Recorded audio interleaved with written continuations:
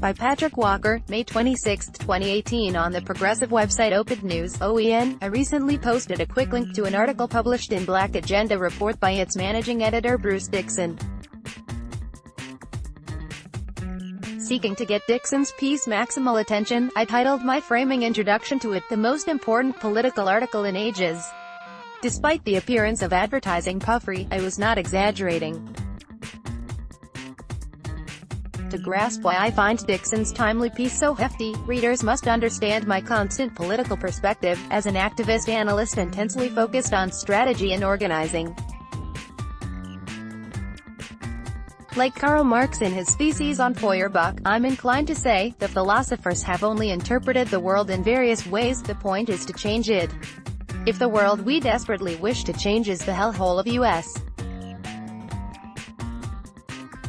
politics, nothing remotely rivals in importance the current attempt to revive Martin Luther King's Poor People's Campaign, PPC.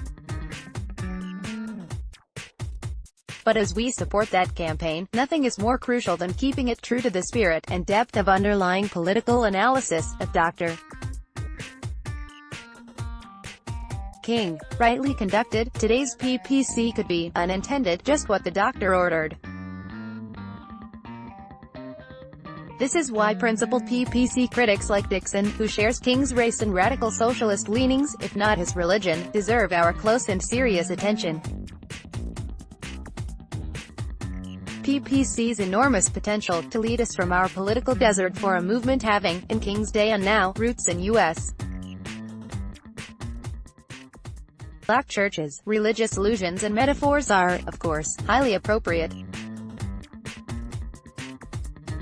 So in saying today's PPC could lead us out of our political desert, I am implying it could lead us into the promised land.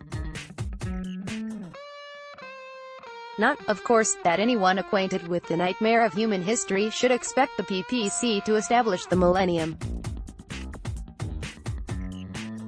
But as a climate justice activist deeply influenced by Naomi Klein, I do think addressing humanity's climate emergency will require a level of rapid-fire moral maturation unprecedented in human history.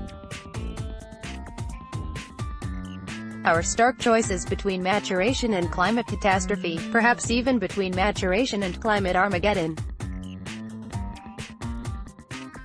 As a broad movement crying out for moral maturation, across an interrelated spectrum of issues including climate, today's PPC is the closest approach anyone has made to a viable climate justice movement.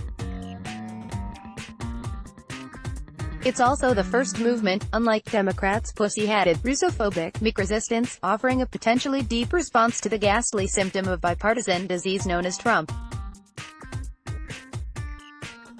Provided, of course, today's PPC attacks the bipartisan disease. Since doubts on that score are what I find most compelling in Dixon's critique, I'll say much more on that soon. First I must dispose of the points, few but crucial, where I disagree with Dixon. Religion and morality, where Dixon seems off base. Any close reader of Dixon's piece, and of my words so far, might have guessed correctly that my differences with him relate to religion and morality. Indeed, my previous section strongly hints that I'm comfortable with the PPC's religious origins and morality-based language in ways that Dixon is not. In fact, I find in the PPC's religious origins and moral language unique sources of effectiveness, where Dixon sees only defects. But before elaborating on my two chief differences with Dixon, I wish to emphasize that they're far outweighed by debt we owe him for his gutsiness in criticizing the PPC. I imagine that for many supporters, today's PPC has already reached such iconic status that its critics must seem as perverse as detractors of Mom and Apple Pie would have seemed to characters in early 1960s sitcoms. Dixon honestly stuck his neck out for urgent public purposes, and even where his critiques seem mistaken, they're hardly shallow or ill-willed, but instead rooted in realities clear-sighted people must acknowledge. Now, anyone reading Dixon's piece will instantly notice its snarky tone toward religion. As a frequent reader of Black Agenda Report, a black leftist publication, after all, I find this par for the course and hardly unjustified. How often, after all, has religion, especially U.S. Christianity, been used to buttress the powers that be? Or, in other words, to provide respectable support, even God's sanction, for a ruthless capitalist or militarist establishment or even Nazis? Much more often, I'd venture, than it's been used for the vastly more Christian purpose of comforting the afflicted and afflicting the comfortable, and that's above all true when the comfort and affliction were to be offered in this worldly terms. Religion's notorious postponement of any reckoning to the afterlife, of course, underlies Marx's famous jibe at religion as the opiate of the masses. For those who know Marx's context, see the link just provided. Not even Marx is as purely hostile toward religion as he's typically portrayed.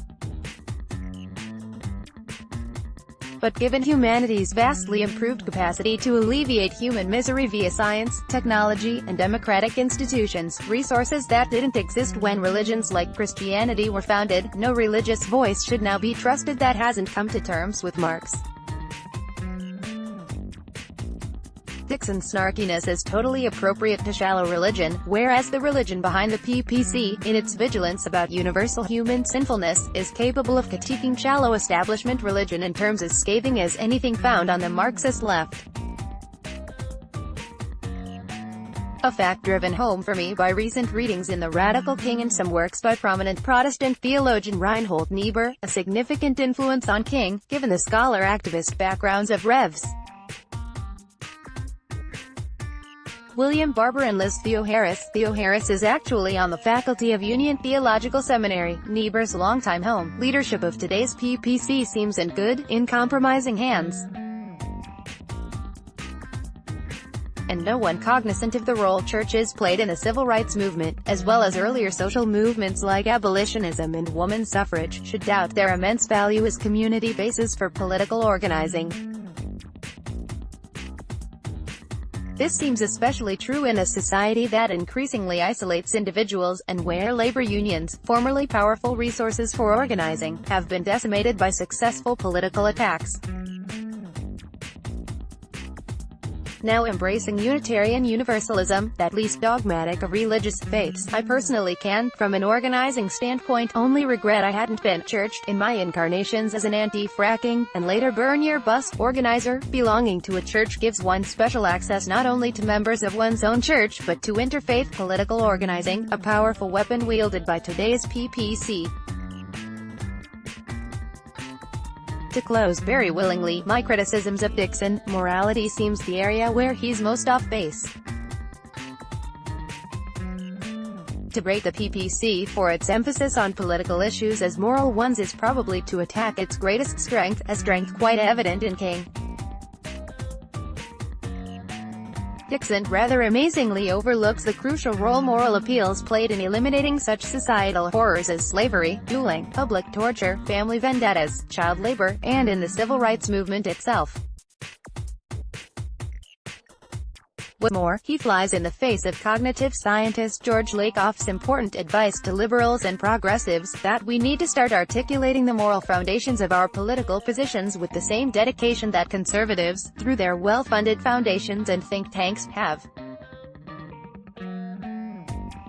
But even in his biggest misstep, Dixon is neither shallow nor ill-willed. His mistake is intertwined with valid, important concerns.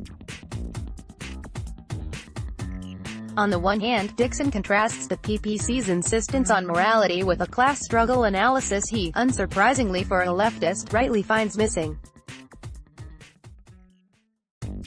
In its efforts at broad-based coalition building, the PPC, which never hesitates to give moral criticism, is unduly chary of giving political criticism based on unjust imbalances of economic, and thereby, of political, power. A strange stance indeed for a movement seeking to eliminate poverty and racism, and a radical neglect of crucial insight from Niebuhr, who saw such unjust imbalances as brutal instances of collective immorality. Class and power balance issues are moral issues, and Niebuhr saw collective immorality as even more pernicious for societies than the individual kind. Finally, even Dixon's off-kilter criticism of PPC's moral language veils an extremely valid related concern.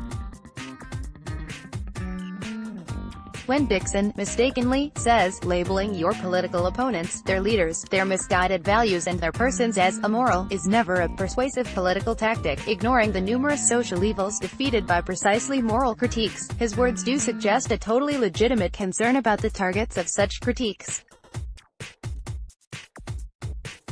The powerful are in a radically different position of responsibility from the powerless. Almost needless to say, Trump supporters, generally victims of propaganda in a system that offers few valid choices, Clinton was hardly a good alternative, bear considerably less moral responsibility than Trump and the staffers of his thuggish regime. In politics, we should always fire our moral weaponry at the powerful. The powerless, rather like bystanders of armed conflict, should be left to and for the implications of associating closely with parties rightly under moral assault. Creating shame by proxy, without the resentment provoked by personal blame, is the needed moral tactic. Democrats, Russiagate, and third-party voices. What Dixon gets crucially right given the great value I find in Dixon's courageous article. I regret the amount of space I had to use for specifying my criticisms. If anything, that was because I had to disentangle even his weaknesses from intimately related strengths. Praising his unalloyed merits is a much more gratifying task. Now, in splitting claims of merit between the PPC and Dixon, I'm inclined to say the PPC, as a movement with religious roots making moral criticisms, has a better toolkit for doing the needed political job than Dixon actually realizes. But on the existing evidence, I'd credit Dixon with a better understanding of what the job actually is. So I'd strongly urge the PPC to enlist Dixon, or someone with a similar perspective, as an advisor on its project, lest it botch that project by misapplying its powerful tools, or failing to use others it may need. Setting tool and job metaphors aside, the existing evidence suggests Dixon's diagnosis of our political woes is nearly identical to mine: the deep corruption, by plutocratic and militarist interests, of both parties in a structurally two-party system, with Republicans as the more straightforwardly extremist party and Democrats as their insincere, ineffective, and, in fact, enabling opposition. If it's true, as Noam Chomsky states, that U.S. Republicans are the most dangerous organization in human history, it's likewise true that Democrats like it that way, for only contrast with such a vile party could justify to voters corruption as deep as Democrats' own.